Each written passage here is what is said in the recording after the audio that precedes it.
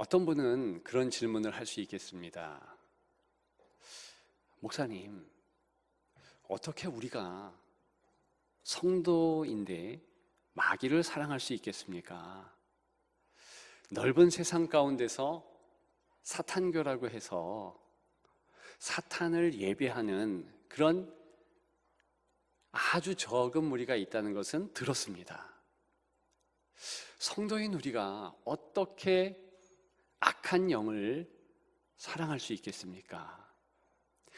여러분, 그런데 사실은 사랑 안 하기가 힘듭니다. 신약 성경에 보면 마귀가 직접적으로 공격하고 유혹한 인물이 4명 나옵니다. 물론 다른 사람들도 공격했을 것입니다만 이름이 거론된 인물들은 4명이에요. 누구일까요? 예수 그리스도, 그리고 가룟 유다, 베드로, 삽비라의 남편인 아나니아, 이렇게 4인물입니다. 예수님 빼고 순수한 인생, 물론 예수님도 인자이시고 순수한 인생 맞습니다만 예수님 빼고 마귀의 직접적인 유혹, 공격을 당한 인생은요, 백전백패했습니다. 만일 베드로에게 하나님의 은혜가 있지 아니했다면 베드로는 일어날 수 없죠. 여러분, 왜 마귀의 유혹 앞에서 저들이 무릎을 꿇었을까?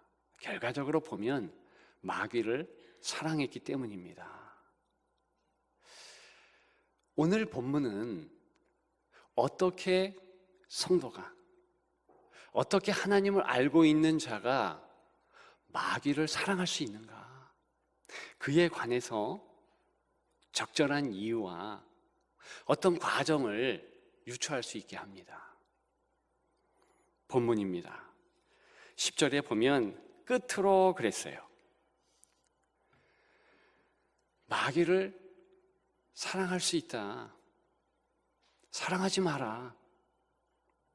이 중차대한 명령을 강조하기 위해서 끝으로 이렇게 말하고 있는 것입니다. 그냥 가장 쉽게 지나칠 수 있고 아무것도 아니고 그렇기 때문에 뒤에 배열한 것이 아니라 에베소서 가장 끝자락에 제일 중요한 부분, 절대로 간과할 수 없는 부분을 끝으로 그러면서 사도 바울은 에베소서 이 글에서 말하고 있는 것입니다. 드디어 클라이막스다, 이렇게 말하는 것이에요. 지난 개역 한글 번역본에는 종말로 그랬어요. 얼마나 중요한가. 새삼 마음을 다잡고 봐라, 들으라, 그런 뜻이에요. 저는 여러분들과 더불어서 11절에 한 단어를 주목하고 싶습니다. 대적이라는 단어예요. 마귀의 관계를 능히 대적하기 위하여, 이 어구에서 대적이라는 단어. 여러분, 대적은 우리말에는 적에게 대항한다, 이런 뜻으로 나와 있지만 순수한 원문의 뜻을 보게 되면 그냥 그저 서 있는 것입니다. 대신에 특별한 전치사가 하나 쓰였어요. 프로스라는 전치사인데 이것은 그냥 방향을 틀고 맞이하는 것뿐이에요. 대신에 문맥적으로 맞이하는 대상이 적이다,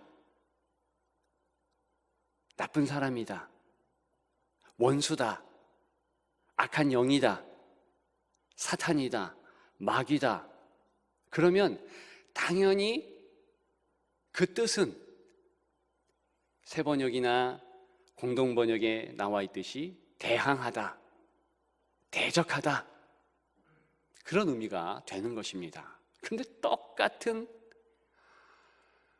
동사 전치사를 사용했는데 만일 친구를 맞이한다, 주님을 맞이한다, 이웃을 맞이한다, 그러면 향하여 호감을 가지고 정중하게 맞이함을 또한 의미하는 것입니다. 중요한 것은 원문에서 무엇인가? 감정이에요. 만일 그 감정에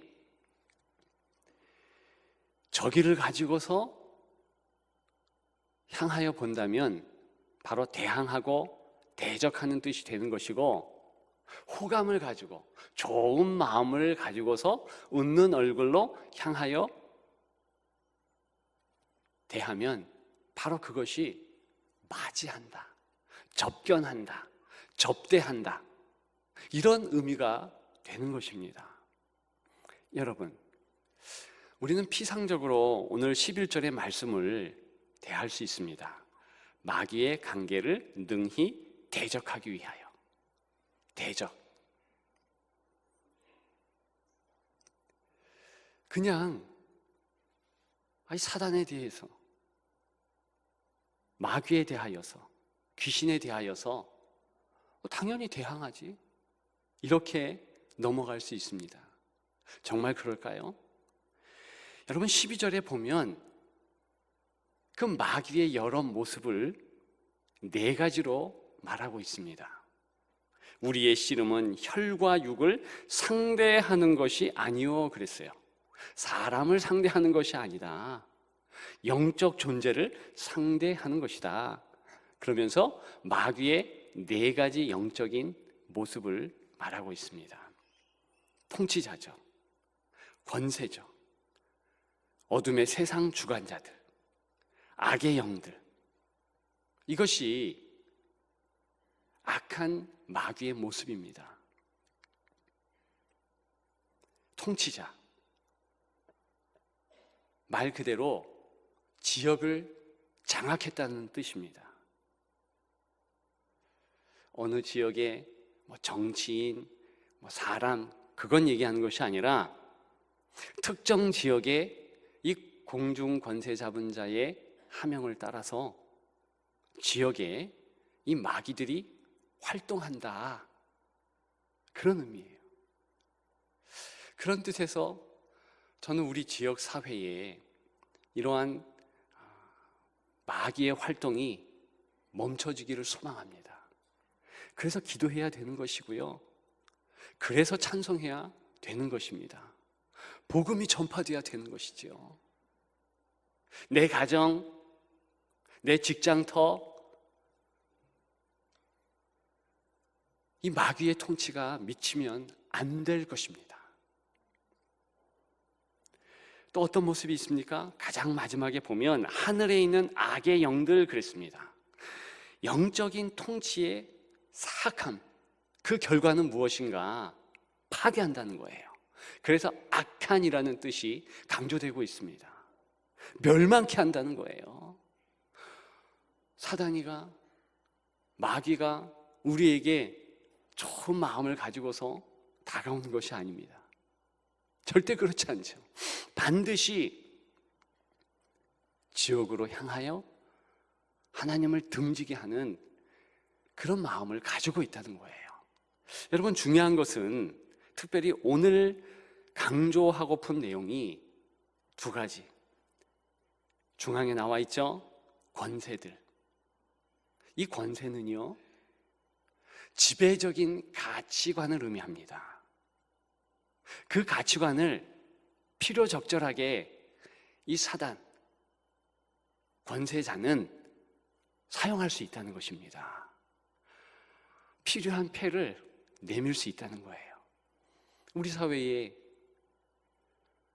지금 통용되고 중요한 가치관은 무엇입니까? 외모 지상주의, 물질 만능 시대. 특별히 물질 만능에 대해서 잠깐 생각해 볼 수 있습니다. 여러분 보십시오. 요즘 30대를 영끌 세대라고 그러잖아요. 영혼까지 탈탈 털어서 집을 장만해야 되는 세대. 그래도 집을 장만할 수 없다. 부동산 영끌, 뭐 이런 어구도 있었습니다. 어떻게 영혼과 이 부동산, 영혼과 집 견줄 수 있는가? 그만큼 힘들다는 것이죠. 그런데 우리 시대의 한 단면을 보게 됩니다. 정말 돈이 있어야 된다. 정말 집이 있어야 된다. 일전에 한번 말씀드린 적이 있습니다만, 교회 다니는 것도 돈이 필요하다네요. 전도된 새 가족이 오지 않아서 제가 교구를 담당할 때 신방한 적이 있어요. 그랬더니 전혀 부끄러움 없이 개의치 않고 당당하게 그런 말을 했습니다. 10년 후에 좀 더 돈을 많이 벌고 그리고 다니겠습니다. 여러분, 때로는 교회에 헌금 안 내면 조금 부끄럽고 돈 쓸 데가 많이 있는 듯 보입니다. 돈이 있어야 교회도 다닌다, 이런 마음 들지 않습니까? 너무나 아쉽지만, 전혀 그런 것 아니지만 그런 시대가 되었고 교회도 그런 모습을 취한다는 것입니다. 여러분, 이런 부분이 바로 우리 가치관을 붙잡고 이용하는 사단의 악랄한 괴계를 우리가 생각해 볼 수 있다는 것이죠. 여러분, 요한일서 2장 15절 성경 있는 분들은 찾아보십시오. 뭐라고 나와 있는가? 이 세상이나 세상에 있는 것들을 사랑하지 말라 그랬습니다. 이 세상, 그리고 이 세상에 있는 것들을 사랑하지 말라. 여러분, 놀라운 것은요, 요한일서 2장 15절에 사랑하지 말라 할 때 그 사랑은요, 하나님을 사랑하다라고 신약 성경에서 말할 때 아가파오, 그 단어를 사용하고 있다는 것입니다. 그래서 진리는 무엇인가? 그것은요, 세상 것들, 또 세상을 하나님처럼 신격화해서 사랑한다는 거예요. 누가 처음부터 그러겠어요?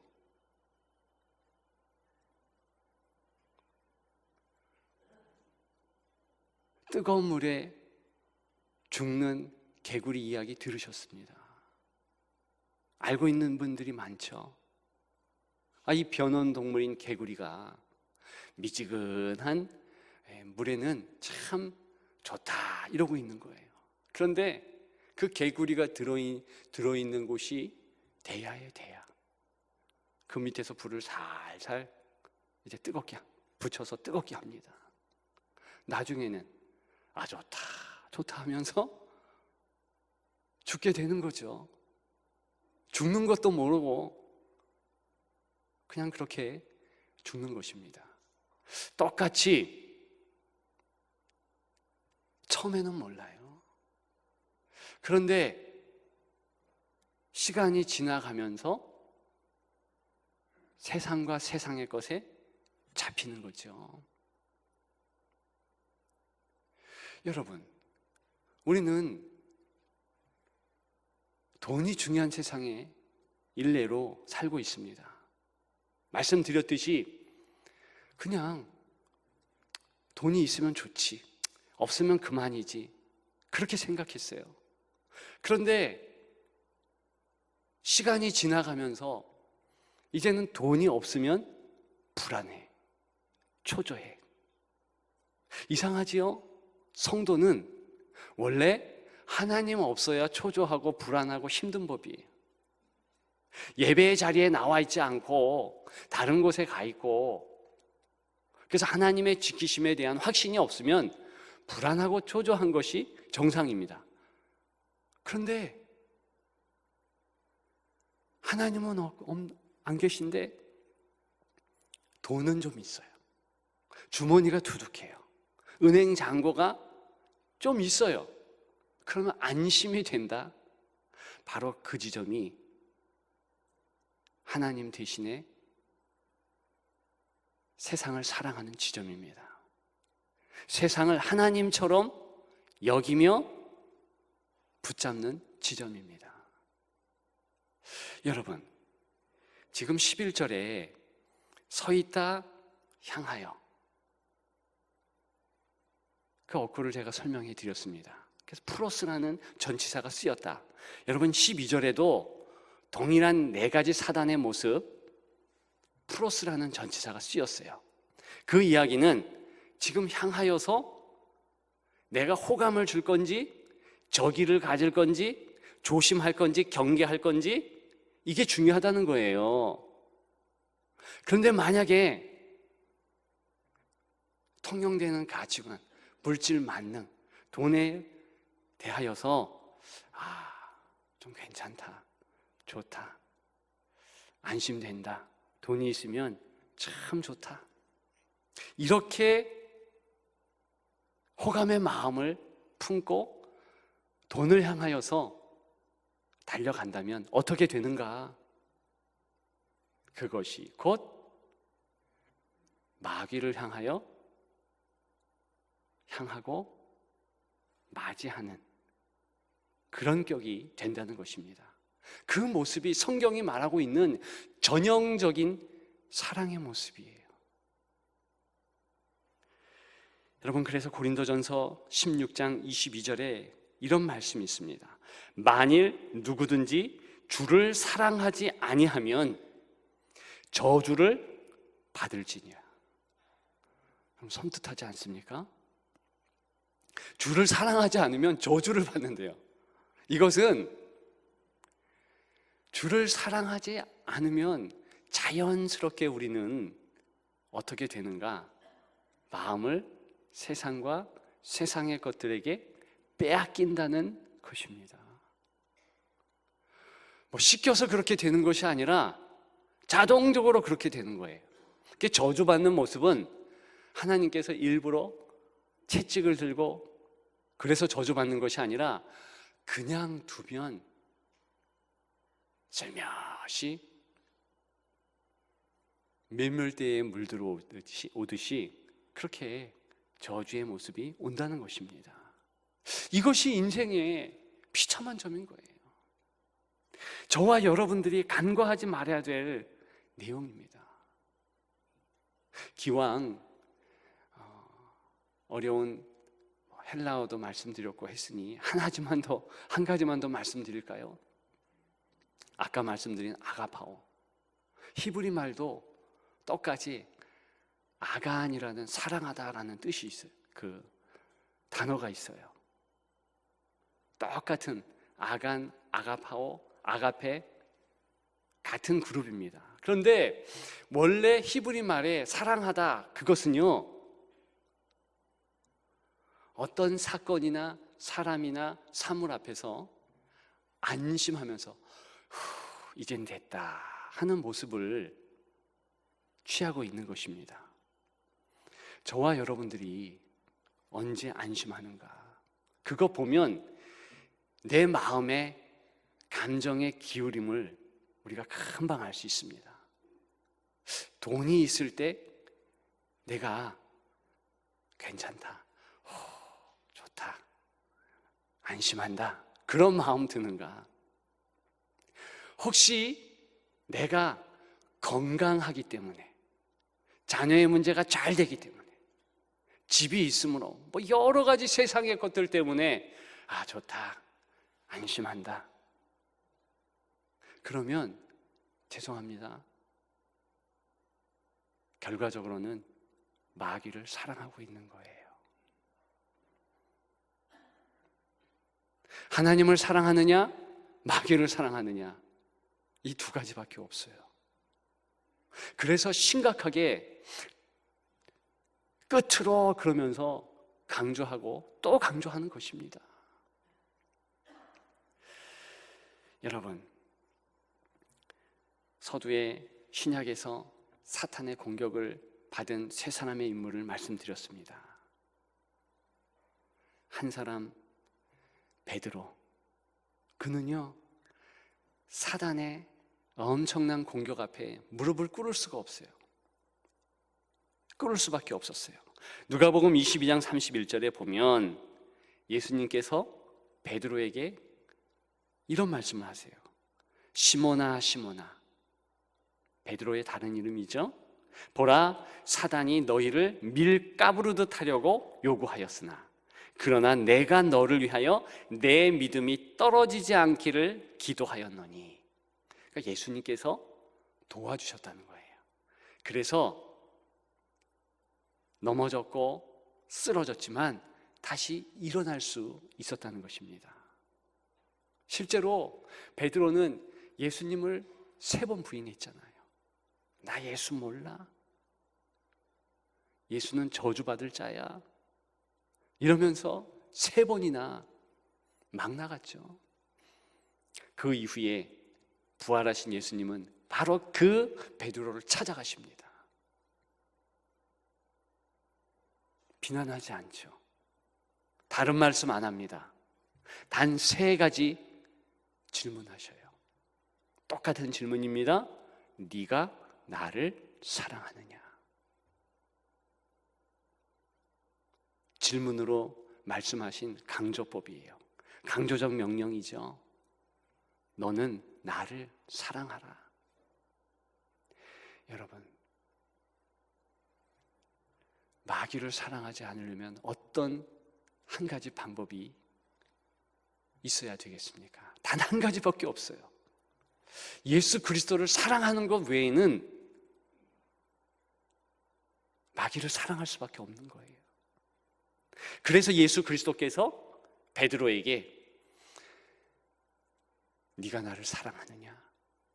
3번 질문하시면서 너는 나를 사랑하라. 그렇게 말씀하셨습니다. 여러분, 우리가 이 땅 가운데 살아가면서 다른 방법이 없어요. 세상을 이길 수가 없어요. 세상을 향하여 가는 나의 호의를 막을 길이 없어요. 무너져가는 나의 마음을 가늠할 수 없습니다. 막을 수가 없습니다. 어떻게 해야 되는가? 예수 그리스도를 향한 사랑으로 채워야 되는 거예요. 그거밖에 없는 것입니다. 저는 여러분들에게 이 깊어가는 가을의 한 주일에 강조하고 또 강조합니다. 단 한 가지를 붙잡으십시오. 예수 그리스도를 사랑하는가?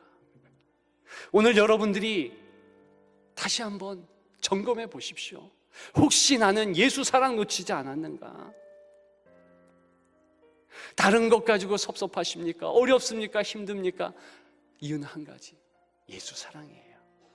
여러분, 그 한 가지 예수 사랑, 그거 외에는 승리의 비결이 없습니다. 꼭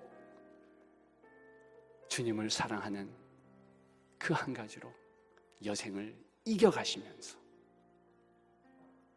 오늘보다 더 아름다운 모습 가지시기를 주님의 이름으로 축복합니다.